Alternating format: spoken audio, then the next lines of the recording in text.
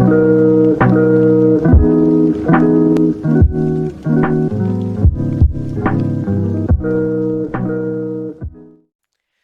guys, what is going on? RedMaster here, and welcome back to an episode of Cards and Castles TV commentary. Got some good matches lined up for today's episode, of course, jumping into some TV matches and giving some thoughts and feedback on them if you guys don't already know how the series works. But before we do get started, I just want to quickly mention something.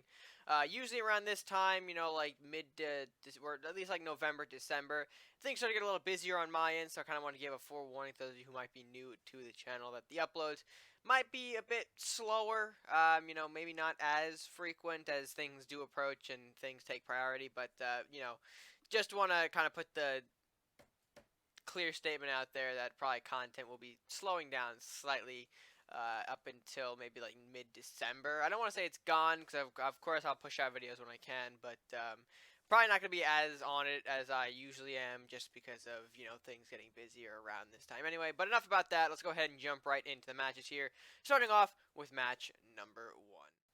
Alright, and so our first match is going to be THall taking on Edmund Tut. And actually, I think, it's been quite a while since we've had a Pirate Druid deck at least showcased here in the commentary, so why not make it reappear a little bit with this matchup here. Of course, both players skipping their first turns, obviously not much that they can do. However, THall opens up his game with a rat hovel, very strong opening play, of course, getting those rats generated pretty early.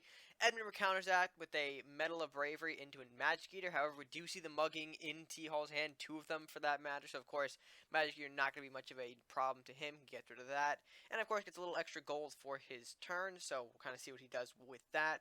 Blue Fireball from Edmund responds to that hovel a little bit later, but, that's quite alright. THall going to open up with a Captain and a Questing Knight in response to that, so kind of get a little bit of board presence established here on the map, just a little bit, so that way he can make his way towards that castle.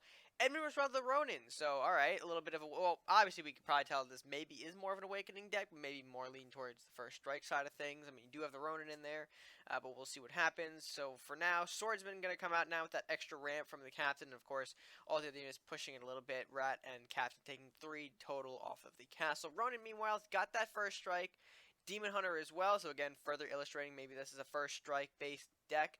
That is a lot of damage coming into Edmund's castle. We did see he opened up for it, so 2 from the Rat, 3 from the Captain, 4 from the Questing Knight, and 5 from the Swordsman.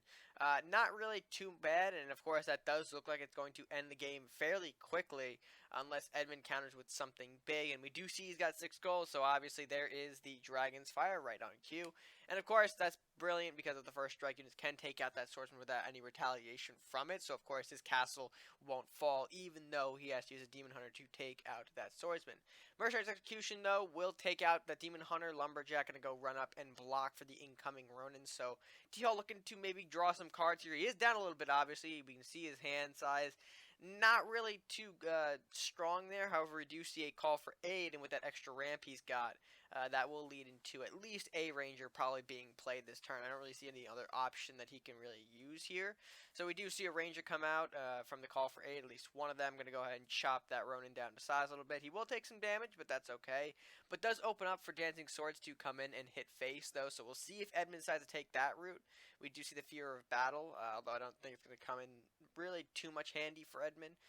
Meanwhile, Swords actually taking out the Ranger, not actually going for castle damage. Kind of interestingly enough, I think he wants to set up for maybe a Shodan rather than a Swords, which is interesting. But meanwhile, Ranger going to come out the second one to block for that Shodan.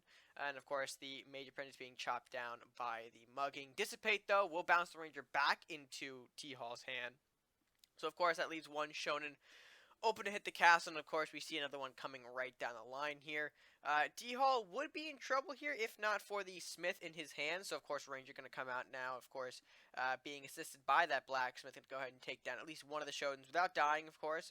The explosion damage will bring him close to death, actually, but just not enough to actually clear the path for the second Shodan. We'll see if Edmund maybe gets a burn. We got a Gravestalker coming in fairly aggressively, actually, and of course another a Rite of Awakening. I didn't mean to say another there because we haven't. That's our first one today.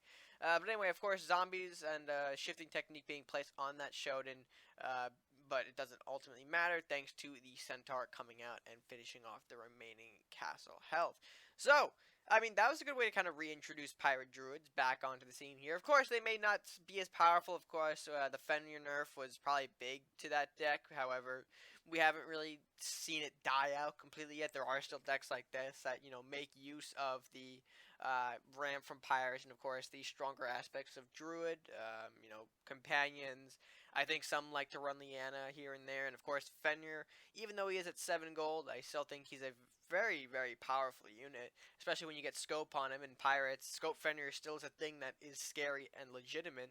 So yeah, good to see Pirate Druid still doing what it can in this time period. But with that being said, let's go jump into match number 2 and see what that one has in store for us. Alright, that second one will be Fables taking on McTastyPants. Very nice name there. And of course, there's going to be a Pirate Crusader taking on a Viking Warlock. We see Tasty open up with a Lumberjack. Pretty standard, and of course, this deck is looking a bit interesting in the early game here. Con Artist, Bridge Troll, Flying Books, and Pegacorn. Alright. Not a card we see too often, but of course, Fable doesn't actually have an opening move here, so he's going to allow the Lumberjack to come in. Bridge Troll actually follows suit, so of course, cutting off his gold a little bit. Fables opts to not use the Medal of Bravery, so again, 3 more damage coming onto his castle early on, which is a little bit detrimental to a Viking Warlock. Of course, no way to heal off that damage, so every bit of damage matters. And of course, Con Artist going to go ahead and keep the pressure up. Medal of Bravery finally actually being used here to bring out a White Knight, which actually going to do a good work in cleaning up a lot of these units. Of course, not really taking damage per se, thanks to that lifesteal. And of course, Con Artist and Lumberjack, I think, forced to really hit castle here to make everything matter. Divine Knowledge as well. Tasty draws a Mercenary's Execution and another bit of Pegacorn there, and a book's coming out for hopefully more draw. And of course, that's Lumberjack Chop. We'll see how Fables responds. Battle ready on that White Knight, so curious, maybe to buff steal action. Haven't seen that deck in a while. But of course, Cultist follows suit. Tasty not really able to make use of the execution yet, so we'll see what route he takes. He does opt for a chop onto the Azarian Cultist. Hopefully, maybe putting it in a weaker position, or maybe trying to tempt Fables, into not using Flamestorm. Spear Strike, though, will be the card that Fable does use here, not letting on the Cultist. Cultist actually retreating back, killing off the Lumberjack. White Knight actually clearing off the Flying Books, not taking any damage, of course, thanks to the lifesteal.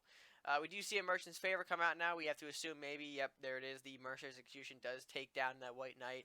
And of course, I mean, that is the only sensible move here, I would say. I mean, he could weaken it with Pegacorn again, but ultimately that would leave the White Knight to roam free and even get a hit on the castle. And now that, Fable kind of exposed the idea that he's running more of a buff-focused deck, it would be detrimental to leave that White Knight alive and give it the ability to, or give it the leeway to take more buffs. We see there, Ludicrous Strength. That probably could have been another buff for White Knight, instead going on to the Cultist and actually clearing off that Pegacorn. And that's going to be a bit of an issue. Buff range is never usually a good thing to deal with, and we see Tasty going to go ahead and opt for 2 Pegacorns, not advancing them forward because of the fact that Cultists can pretty much take them out instantaneously. So Darkbender and Wizard going to go ahead and reinforce that Cultist, so a lot of range on the side of Fable right now. We do see Craxus. We'll see if he comes out. He will, of course, taking a bit of a lower approach, but of course, I think the idea is to tempt those range units to kill the Craxus, to leave the Pegacorns to do their work here. But Spear Strike on Darkbender takes out Craxus, leaving the Cultist free to kill off one of those Pegacorns. Although the benefit to Pegacorn is, as you see here, he can't be burned off with any kind of burn burn damage in Warlocks, so it does leave him the ability to kind of just resist any sort of thing that Fable has. Maybe he's got a blue firebolt in there, but of course he can't use it since it wouldn't do anything to Pegacorn. So that is the slight benefit in this scenario of the Pegacorn being, on the side of Tasty here. But of course, I think that was another Ludicrous Strength going on to the Darkbender. So now not only a 5/5 Cultist, but a 7/8 Darkbender. And I don't really think it's going to end well for Tasty. Even though he's up in damage, I think that's going to turn around real quickly. Divine Knowledge plus RedMaster going to come out now. RedMaster, I think, maybe looking for more cards here. I think maybe he's hoping to find another one of those execution cards. But of course, Darkbender taking out the remaining Pegacorn, and a Mordock moving in as well. Of course, Wizard repositioning to it in the fight, which is inevitable, I guess, at this point. Meanwhile, of course, Divine Knowledge, another one from Tasty, going to go ahead and see. He does draw Mercy's Execution, so that execution will take out the Darkbender. I do think that was a smarter choice here, even though, Mordock is a big threat. the range is always worse. You know, Mordok is you are going to be able to use units here like Kraxus and Shaman to take on the Mordok. You may not have as much luck with the Darkbender, so I do think that was a smart move here, but ultimately it doesn't really matter. His position is very, very bad here. I mean, you can see this is pretty much, I think, close to the end. Wizard actually going to go ahead and take the hit against Tarius here. Lightning Blade on that Mordok moves in. Make that 2 Lightning Blades. So 8 damage plus an additional 6 from the Lightning. Perfect Horseman summon for the remaining 6 damage. 3 from the initiative and 3 from the attack. To lead to a very dominant one-turn win, or one-turn ending from Fable here, being able to take down all 20 health in one turn. I do think that was a good demonstration of what Buffsteel can still bring to the table. Of course, we saw the White Knight become a big early threat. It got taken out, but that left his other unit, or at least that left Fable's other units, you know, like Cultist, Darkbender, and Wizard to all be candidates for those buffs. You know, Ludicrous Strength, still an insane one if you can pull it off on the right units, if you kind of catch my drift there. We did see the Mordok Lightning Blade ending there. Again, Buffsteel still can bring a certain flavor to the table that I think we might see more of as time goes on. When you want to put some early pressure or put some, you know, decent pressure on a couple of these other decks running around like Greed and Awakening, things like Buffsteel might be, you know, your place to go to. But, you know, that's just my opinion. But for now, let's move on to match number 3 here and see if we can close off this episode with another great match. Alright, and it is going to be, I believe that's Thracian? Thracian? I hope I pronounced that right. Taking on JaxTaylor, and of course another Pirate Druid taking on Pirate Crusader. So it should be interesting to see how the Pirate Druid can withstand against some of the current stuff going on in the Pirate Crusader. I mean, these two are no strangers to one another. Of course, when Pirate Druid was on top of the ladder, I mean, Greed was still running around at that time. So obviously, you do have a history. I'm not going to say it's their first ever encounter here, but we'll see how things go. We'll definitely see how things go. So both players opting to pass their first turns.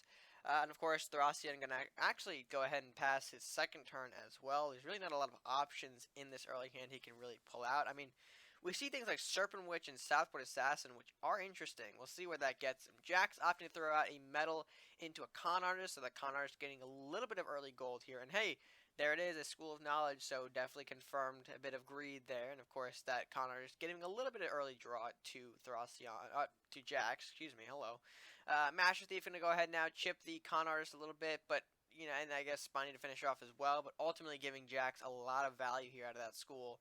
Already has drawn, I think, pretty much 3 cards out of that, maybe, additionally. So, School already making itself pretty valuable in this matchup. Of course, Captain from Jackson go ahead and reinforce that value onto the School of Knowledge. We'll see what he can do. Bestial Rage on the Bear. Okay, so Northland's Bear, of course, running out. I'm not sure what the intent is, but there's a Mercenary's Execution, of course, a very early one, but, you know, I guess doesn't really have anything else to stop the 4/7 Bear, so why not hard stop it, I guess. And, of course, Captain taking out the Spiny as well. Serpent Witch going to have to come out and respond to that Captain, of course. Taking a bit of damage. Repost is not a fun thing to fight against, or at least not a fun thing to have to trigger, so, of course, it does weaken Serpent Witch to the point where Dagger Storm comes in, followed by Captain and Con Artist. So back over to Thracian, and of course Jack's actually threatening a lot of draw here, but back to Thracian, like I said. Captain and Dancing Sword are going to come out now as defenders. I don't really know if that was a misclick, but not really the ideal defending position, I guess. It doesn't matter, Execution pops out, there goes Dancing Swords. Phantom Strike onto that Con Artist. That Con Artist is going to do a bit of damage to the Captain, actually. So looking to draw a bit more here, and Captain will actually trade with each other. So interesting approach there. But Elvish Thief follows up. So of course there is a ton more ramp going in Jack's direction. With more ramp with School present, of course that means more draw. Rally at the town for Thracian though. That's going to give a lot of value to Jack's School. You know, even more so because 2 peasants have to trade in that at least. So of course that's 2 more additional cards. Lumberjack going to go ahead and defend. Not defend the castle, going to go ahead and rush a little bit, which is interesting. Peasant as well. I mean, Captain go ahead, trades with the rain, or kills off the Lumberjack, excuse me. Dwarven Scope on the Thief. Hey, look at that, you know, Scope Thief isn't dead, Pog. Dagger Storm going to go ahead and kill off the Assassin too, and of course,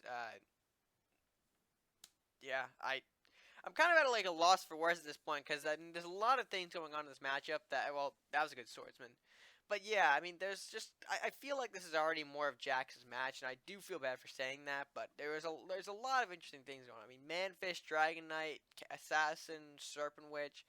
We're not gonna go ahead and clean up actually both Manfish and Swordsman, so of course yeah, and Dragon's Horde, so more draw for Jax in the next turn. Of course, Smuggling Ring as well. Gets a couple of good cards. Thracian going to have to actually respond with the Dragon Knight. I think that's his best bet. Or Lumberjack actually can take out something before then. Goes an Ops for the Horseman. Okay, not bad. And then Onslaught, he could use that. Ops to play the Dragon Knight, however. Dragon Knight going to kill off the Mordok. He gets a Horseman, which I really, is he going to not? Okay, he's not going to Onslaught it because Drake, I guess, can take the damage, but alright, there's an Onslaught from Jax. I don't know why. I feel like I had something more to say on that. But anyway, Onslaught onto that Faithful Drake. So make it pretty even with the Horseman. Horseman does opt for a trade, so very nice there, I guess. Robin's coming out now as well, so again, even more ramp. Pillage as well to reduce Thracian's gold a little bit there. He can use the Onslaught if he wants to, although doesn't actually, or won't end up killing the Robins. He goes for it anyway, of course, dealing a little bit of bleed damage on that Robins. And of course, the Manicore out here to intercept that incoming damage, although it will give Jax even more gold. Kraxus comes out now, make that 2, so that's, if that wasn't the definition of, you know, this is the end, I don't know what is. 2 Kraxus is going to go ahead and run down the field, plus a Con Artist as well to follow up, and an Elvish Thief. And I do think that is the end for Thracian. I don't know if he can really, he's got Call Beast and Merchant Estate. Beast comes out, brings out a bear, alright, so you guys get the high roll on that. And a Merchant Estate goes in the back there, but I do think that is over. Or I mean, it's not lethal yet. He does need a couple more damage, but okay, dissipates the bear, very nice. So of course, Kraxus is landing both shots, one from each Kraxus, I guess. Grimthal's command as well, even though I don't really think at this point it's going to matter too much. Dwarven Scope comes out, a little extra gold for Jax, and of course that brings out a Flux. And I think that's it. Really? There's Fenrir. Hey, I mentioned Fenrir early on. I mean, Pirate Druid runs him, and there you can see it. And of course, Thracian opting to not really make a play here.